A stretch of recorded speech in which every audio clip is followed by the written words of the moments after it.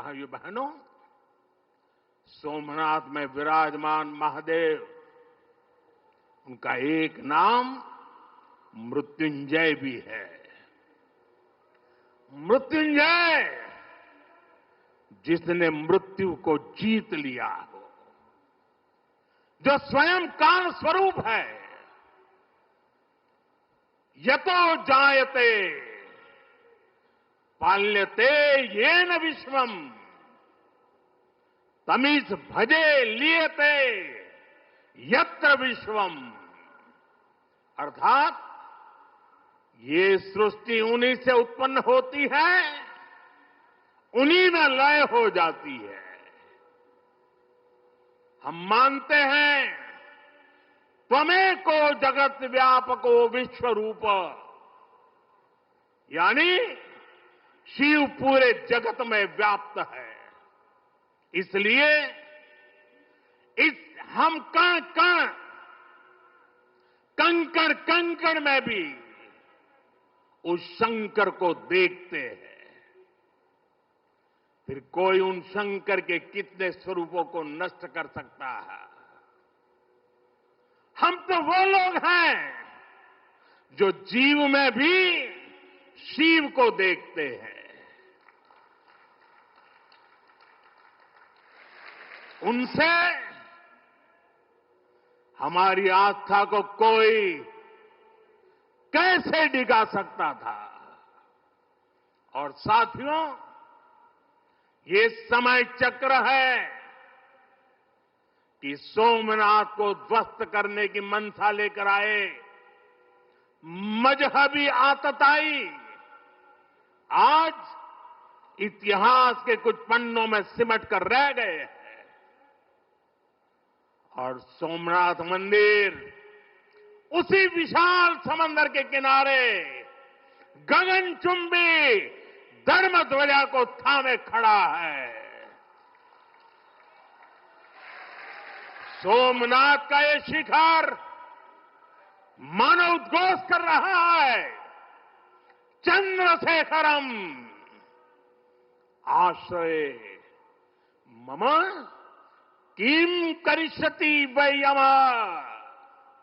अर्थात मैं चंद्रशेखर शिव पर आश्रित हूं, काल भी मेरा क्या कर लेगा। साथियों, सोमनाथ स्वाभिमान पर्व इतिहास के गौरव का पर्व तो है ही, ये कालातीत यात्रा को भविष्य के लिए जीवंत बनाने का माध्यम भी है।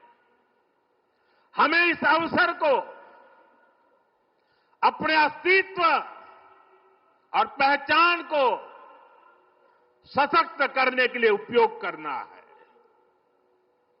आप भी देखते हैं, अगर कहीं किसी देश के पास कुछ 100 साल पुरानी विरासत होती है, वो देश उसे अपनी पहचान बनाकर दुनिया के सामने प्रस्तुत करता है। वहीं भारत के पास सोमनाथ जैसे हजारों साल पुराने पुण्य स्थान है। ये स्थान हमारे सामर्थ्य, प्रतिरोध और परंपरा के पर्याय रहे। लेकिन दुर्भाग्य से आजादी के बाद गुलामी की मानसिकता वाले लोगों ने उनसे पल्ला झाड़ने की कोशिश की। उस इतिहास को भुलाने के कुत्सित प्रयास हुए। हम जानते हैं, सोमनाथ की रक्षा के लिए देश ने कैसे कैसे बलिदान दिए थे। रावल कन्नड़े जैसे शासकों के प्रयास, वीर हमीर जी गोहिल का पराक्रम,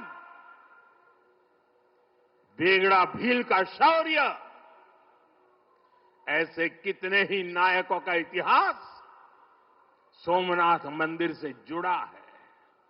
लेकिन दुर्भाग्य से इन्हें कभी उतना महत्व नहीं दिया गया। बल्कि आक्रमण के इतिहास को भी कुछ इतिहासकारों और राजनेताओं द्वारा व्हाइट वॉश करने की कोशिश की गई। मजहबी उन्माद की मानसिकता को केवल साधारण लूट बताकर ढंकने के लिए किताबें लिखी गई। सोमनाथ मंदिर एक बार नहीं, बार बार तोड़ा गया। अगर सोमनाथ पर आक्रमण केवल आर्थिक लूट के लिए हुए होते तो 1000 साल पूर्व पहली बड़ी लूट के बाद रुक गए होते, लेकिन ऐसा नहीं हुआ। सोमनाथ के पवित्र विग्रह को तोड़ा गया, बार बार मंदिर का स्वरूप बदलने की कोशिश हुई और हमें पढ़ाया गया कि सोमनाथ को लूट के लिए तोड़ा गया था। नफरत, अत्याचार और आतंक का असली क्रूर इतिहास हमसे छिपाया गया। साथियों, हमने धर्म के प्रति ईमानदार कोई भी व्यक्ति ऐसी कट्टरपंथी सोच का समर्थन नहीं करेगा, लेकिन तुष्टीकरण के ठेकेदारों ने हमेशा इस कट्टरपंथी सोच के आगे घुटने टेके। जब भारत गुलामी की बेड़ियों से मुक्त हुआ, जब सरदार वल्लभ भाई पटेल ने सोमनाथ के पुनर्निर्माण की शपथ ली, तो उन्हें भी रोकने की कोशिश की गई। 1951 में तत्कालीन राष्ट्रपति डॉक्टर राजेंद्र प्रसाद के यहां आने पर भी आपत्ति जताई गई। उस समय सौराष्ट्र के सर्वाधिक मशहूर हमारे जाम साहब महाराजा दिग्विजय सिंह जी आगे आए थे। भूमि अधिग्रहण से लेकर सुरक्षा व्यवस्था तक उन्होंने राष्ट्रीय गौरव को सबसे ऊपर रखा था। उस दौर में सोमनाथ मंदिर के लिए जाम साहब ने 1 लाख रुपए का दान दिया और उन्होंने ट्रस्ट के प्रथम अध्यक्ष के रूप में बड़ी जिम्मेदारी निभाई।